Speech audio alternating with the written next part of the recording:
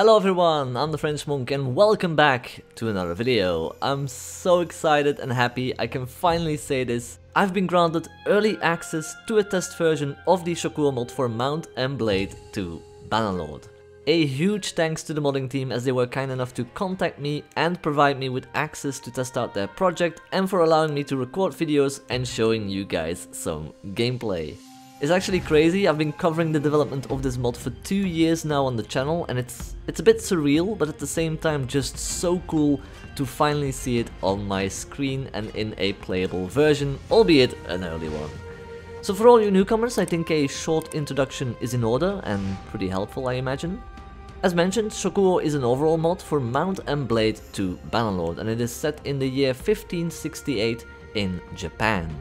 So this takes place during the Sengoku Jidai, otherwise known as the Warring States period, and the mod is historically modeled after this setting, with all of its factions, cultures, cities, lords, armor, weapons and then some, all based on a snapshot of this time period. So again, a complete overall mod. It's mentioned by the developers that virtually nothing of the native game remains in this project. So I've played Shokuho for a few hours now, having recorded all of my gameplay, and I'll likely play it some more if you guys want me to show off even more. I've actually started the campaign, and so as I make progress throughout this video and the campaign, I'll talk about the various changes made by the developers, like the new gameplay mechanics, items and such, the various locations you can visit, things you can do which you can't in the native game, and so on. I'll talk about them and I'll explain them in the order that I encountered them in game, and I'll be sure to timestamp the more interesting features for you guys to check out in the video description or by hovering over the video timeline. So consider this first episode an explorative one. You'll get to explore Shokuho alongside me, and if there are any things that you really want me to show and highlight, then I invite you to comment your request down below, and obviously liking the video will get you more Shokuho gameplay regardless, as I won't be able to cover everything in the span of just one episode. If you have any feedback for the developers, you are also most welcome to share those down below.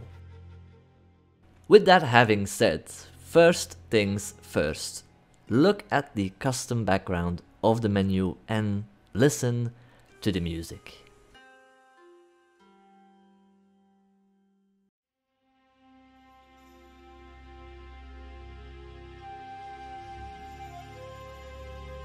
That will get you immersed quite quickly, right? Alright, so new game, and the first thing we get to do is of course create our own character. I really like the way that they show you the map of Japan, where you can click and highlight each region's pros and cons and a bit of a backstory. We're going with the region of Saikai, as the developers mentioned the scenes for settlements outside of Saikai are not set yet, so they all look the same, whilst we can experience a variety of settlement and battle scenes there on that island. This, by the way, will be fixed in due time. Something interesting to know about the character creator: all of the hairs and customized appearance options are overhauled to better fit the look of a Japanese person. So all of the people in Shokuho have a brand new base mesh, completely overhauled, so again it will make them look more Japanese. More hairstyles as well as beards will be added. I just went with the ones that they got for now.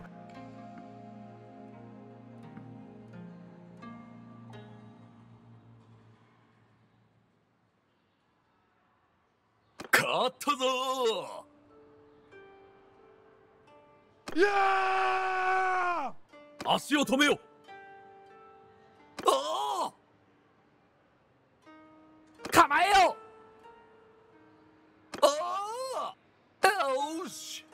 待ち構えよ。よし。狙いを合わせよ。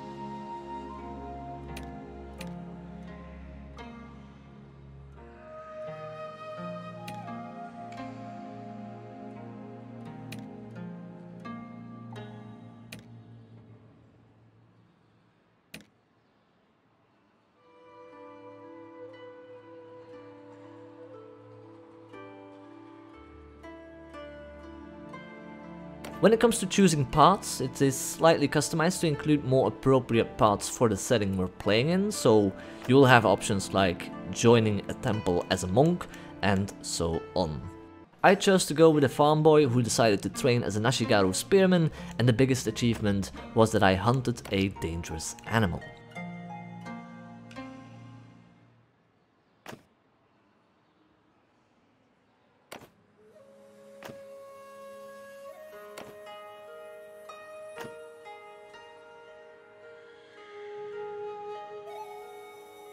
The previews for the banners are not yet visible. Again, this will be fixed in due time. You can still see the symbols on the banner to the left when I click on them. There's a nice variety there, as well as a lot of different colors to choose from to customize your own banner.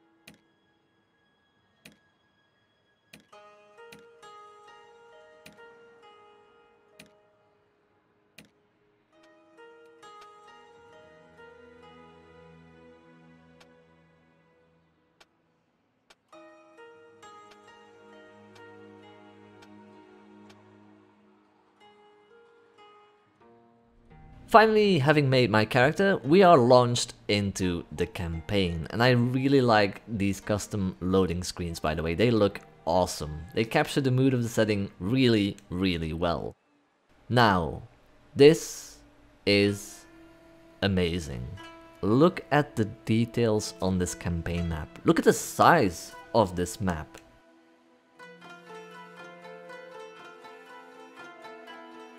That is incredible. Overwhelming, almost. I've said it in my update videos on this mod, but the attention and the level of detail when it comes to just the campaign map is wild. It just blows me away. So yeah, they've been cooking, as the kids say. Naturally, one of the first things we want to do is check out the nearest village and take a walk through the lands.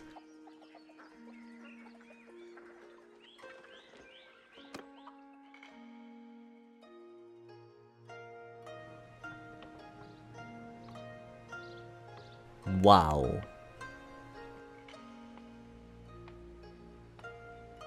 See, this is why people shouldn't doubt. This looks gorgeous. Dude, am I playing Bannerlord?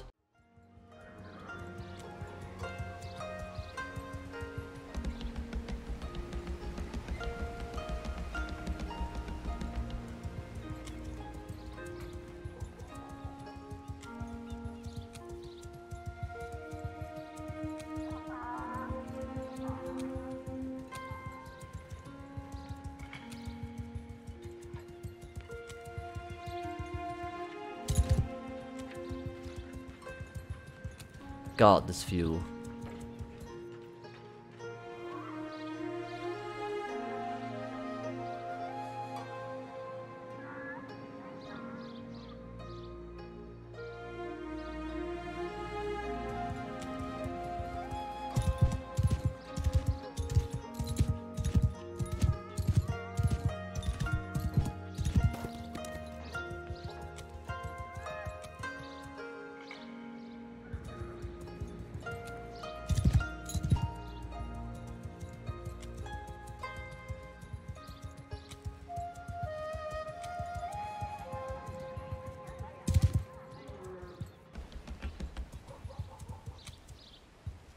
Look at the waterfall.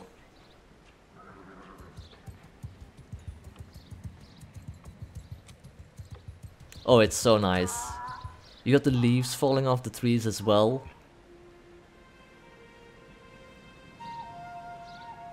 That is just amazing.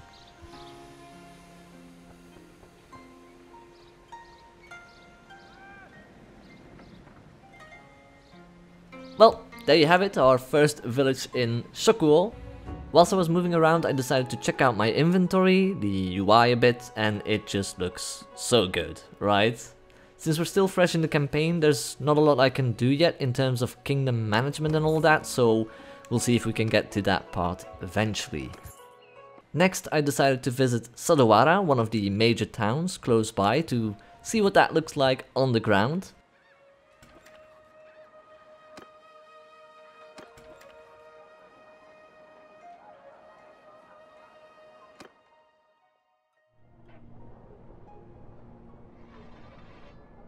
Again, this looks really nice.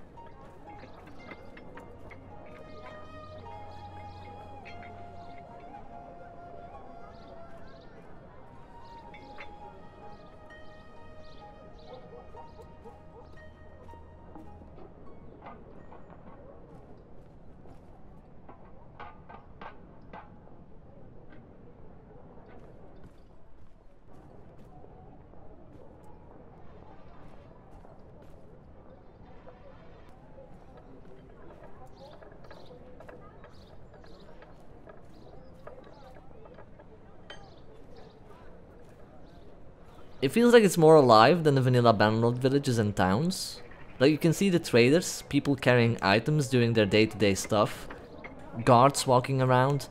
I actually clicked on one of the traders to see what they sell, and as mentioned, there's a bunch of new items in this game. We'll get to that at some point in this playthrough. Rice, soybeans, whale blubber.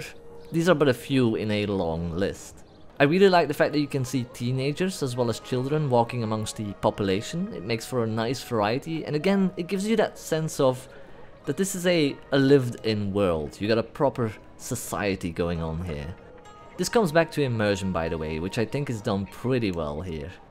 I actually wanted to have my first taste of combat here, so I decided to visit the local arena. Now, the arena are changed from the native game. They are a lot smaller and they resemble a more traditional dojo. The largest a tournament fight can be is with 4 opponents on the field, as the map is also much smaller, and the same goes for the arena fights. Much smaller and less troops engaging the player at once. Now, sadly, no tournaments were taking place in this arena here, so I joined up for a practice fight, which was intense. You're fighting with these sticks that do little damage to your opponents at the start, so it's like a fight of attrition, but there's like 19 others on the sideline waiting to jump in, and at the end I was that low on health from having been hit now and then, that even when I did manage to steal a practice sword, you suddenly had these 2 guys come in at the same time and, well,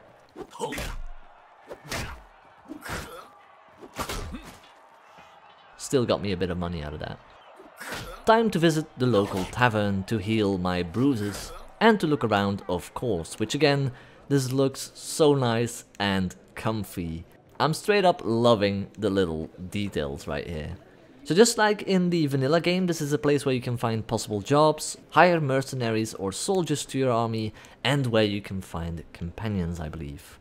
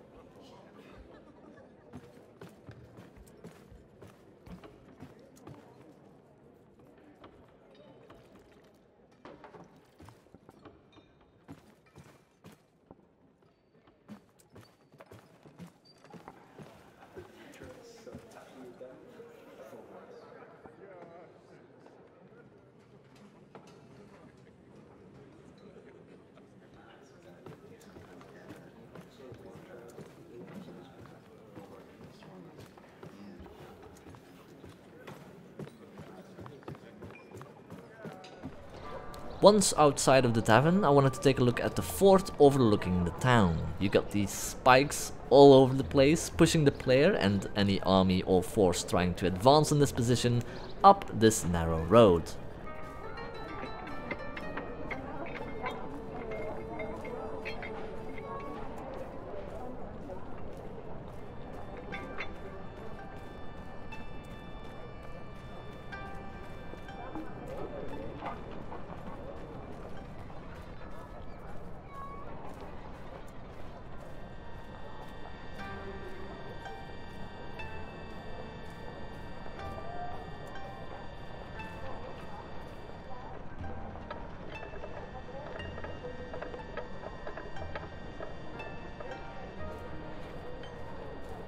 Once I got inside the fort, I admired the work of the modding team and the view.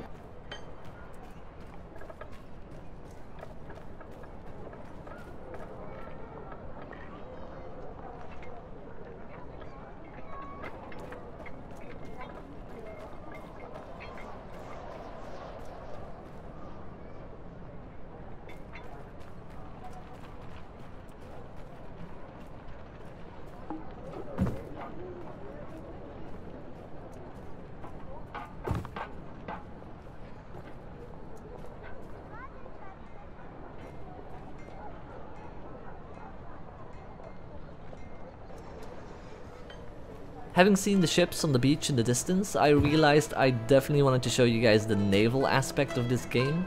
So obviously, due to Japan being made up of several islands, the developers implemented a way to travel between the islands using boats. A huge one for many a Bannerlord player out there being, of course, naval travel and warfare. But let's talk about the traveling first. If you want to travel between ports, there's two ways to do so, I believe. The first one is you need a navy, especially for the more free-form naval travel. You can buy or build ships in these ports. As you can see, they cost a lot of money, and it will also take a bit of time to build ships, depending on how large the vessel is. So, if you're just beginning and you don't have a navy, you can travel by taking a ferry, which will take you to the closest port of your choosing. As I don't have a navy yet, I launched a custom naval battle for you guys to enjoy. Yes! As mentioned at the start of the video, this is an early version of Shokuho, so there are still some issues, like characters stuttering when the ship is standing still, for example, and so on. But now I will shut up and let you guys take in this small naval battle that I recorded, which I actually quite enjoyed despite its issues. I can see the intent behind it.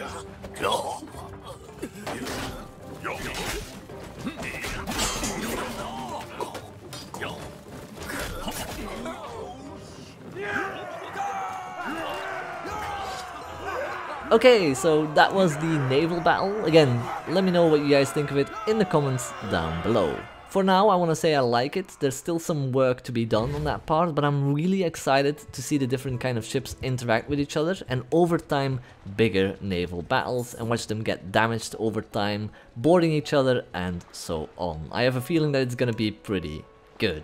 Especially when we consider that the War Sales DLC will likely help the developers get inspired or have them implement some of the features and mechanics from that DLC into this one. And now that I mentioned this, I will talk a little bit about the War Sales DLC announcement at the end of this video, as well as the impact for Shokuho. But that's at the end of this video. So one of the last things I wanted to show before I ended this first episode was the Duel Location, which I was really excited for. We've talked about these dual locations a few times in my update videos. They are spread across the map periodically, so you gotta be a bit lucky to find these. It took me a while and I had to travel quite a bit before I stumbled upon one. So once you find one, you can choose to enter this location and initiate a duel with the figure awaiting you.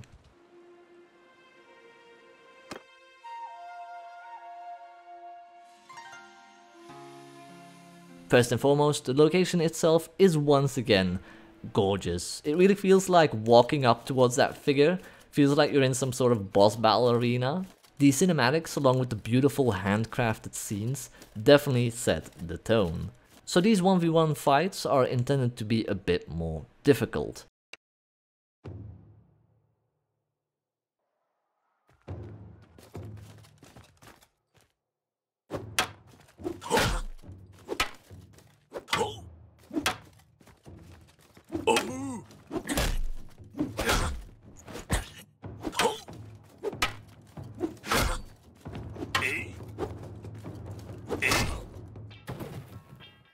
And when you win the duel, it will give you renown and respect throughout Japan. You'll also get a bit of money out of it and some items. The duel location then vanishes after you've had your fight, so you can't abuse that system to get a lot of gold, items and renown quickly. So there you have it, that is one episode down. Our first impressions of the mod will continue in the next one. So far, I'm really liking this mod. The changes made to it in terms of combat are great. I'm loving the stances. Already it feels like you have a lot more options to make your way through the campaign. And I haven't even started to properly explore other parts the mod introduces, which we'll get to in the next episode, like enlisting in the army of a local lord, proper land battles, further developing our character, leveling up, the diplomacy mechanics, world events, and more. So yeah, that will be the end of this video, and that is something to look forward to. And before I leave you guys, I'll add this statement I got from one of the developers of Shokuho in regards to the War Sales DLC announcement from a few weeks ago. I'm still in the process of making a video in regards to the more mixed reactions that DLC announcement received, because obviously it comes with a base game update, which also means a bit of a bump in the road for many of the mods, including Shokuho. But this is what the Shokuho developer said when it comes to the announcement of War Sales and the impact it may have on the development of their mod, and I will paraphrase. The DLC, whilst being a setback for the development of Shokuho, will be approached as another challenge we welcome.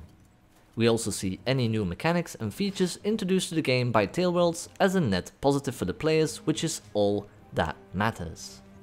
Now the Shokuho modding team is working on their own form of naval battles and warfare, having covered the variety in ships and the possible gameplay mechanics myself on this very channel if you want to check that out. You've also seen my first naval battle in this video here.